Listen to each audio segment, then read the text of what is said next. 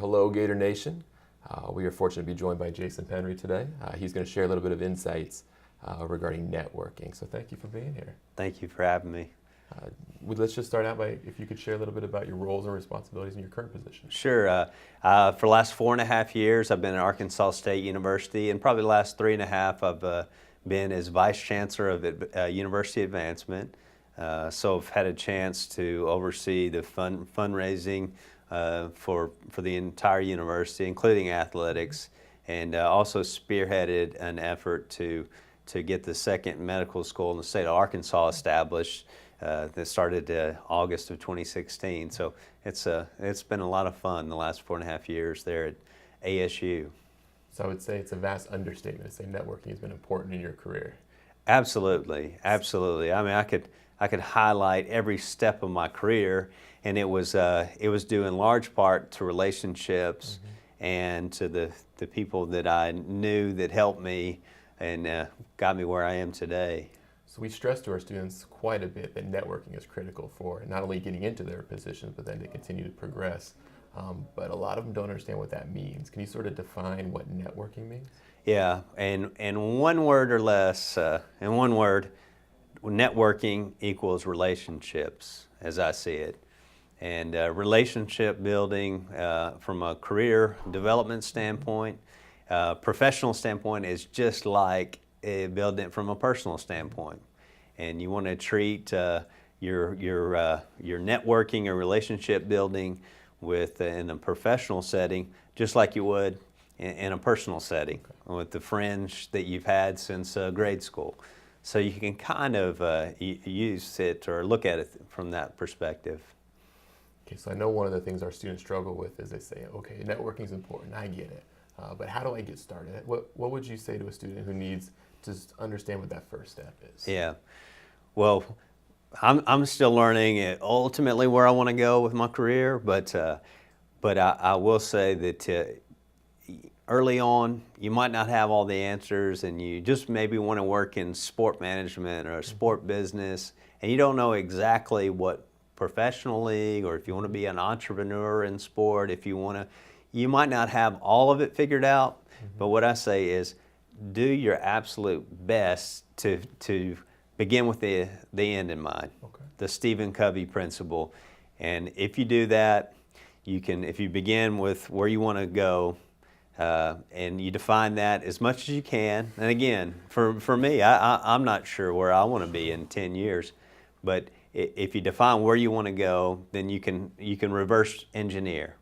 And you reverse engineer and you define the steps to get to where you want to go.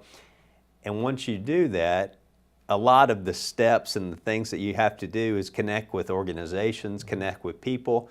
So I would say to get started, identify 3 to 5 relationships, key relationships that are going to help you get to where you want to go.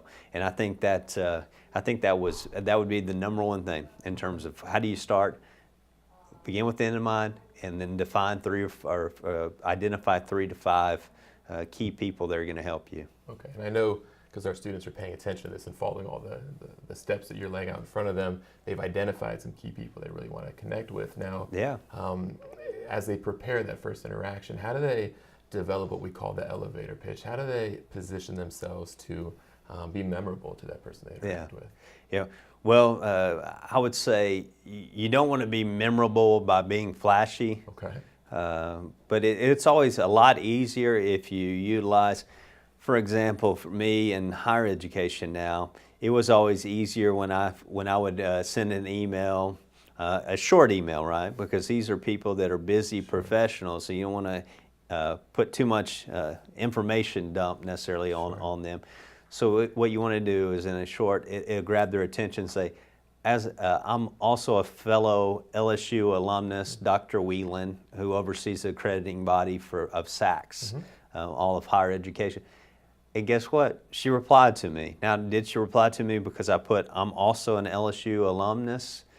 Maybe not, but I think it could help. So the students at the University of Florida, if you can find a connection, right? So it was 7 degrees of separation or 3 degrees. I think it's probably 3 at this 3, point. okay. Yeah, it's much shorter Sure. in terms of days of social media Oh, yeah. now. So find a connection, and it's always easier saying, I'm also a University of Florida graduate, or I grew up in the South, or I Sure. was also born, and again, find those connections and then reach out and in a very succinct manner and try to find those connectivity or the connection points, and then when you reach out, just start building the relationship. And I could probably talk a lot about the initial visit or two, but yeah, it's as simple as that. Okay, so we've identified a few people, we've identified what we share, and we've used that as a way to at least initiate that first interaction.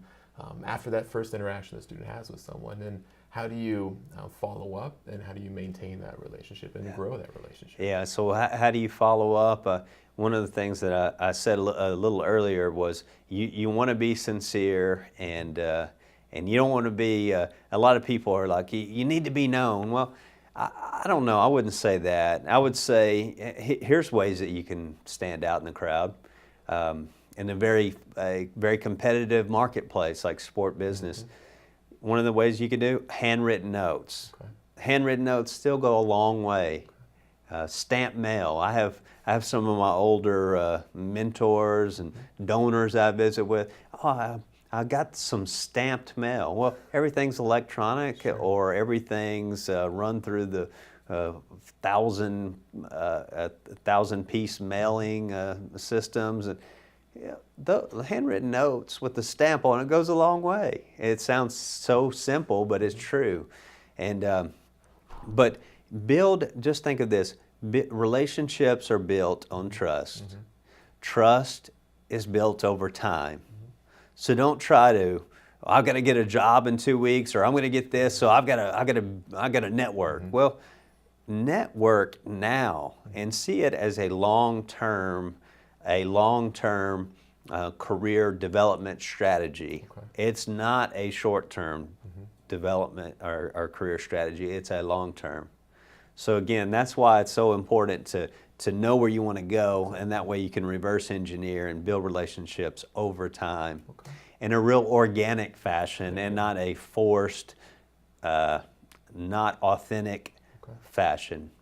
But that's how you do it. And so how do I maintain relationships? There's a couple ways that I maintain relationships in a real methodical or systematic fashion. One, I have Outlook contacts, probably once every 2 weeks, maybe, something along those lines. I'll go through my Outlook contacts, or even on my phone through my Outlook, and look and say, you know what, I haven't seen Mike Sagas in a long time. I haven't talked to him. I haven't talked to Commissioner of the Sun Belt Conference, Carl Benson, in some time. Here in Gainesville, I haven't seen Bill Carr and Carr Sports Associates in some time. Sure. But you just go through the list every now and then, and if you haven't talked to someone, reach out to them. Just say, how are you doing? Again, not a four-paragraph email, sure, but just in a real succinct fashion. And also, I'd say, that's one thing. I'd say number two, what I do is I have Google alerts. And with some keywords, some key people that I want to stay in touch with. Again, 5 good relationships for me, I probably have about 15, 20 people that I maintain regular contact with. And I find ways. And most of the time, if they're in the news, something good's happening. Exactly. And if something good's happening, I will forward them an email. Hey, saw about the big gift that you received for the football stadium. Congratulations. Hey, I saw that your tennis team won the national title. Congratulations.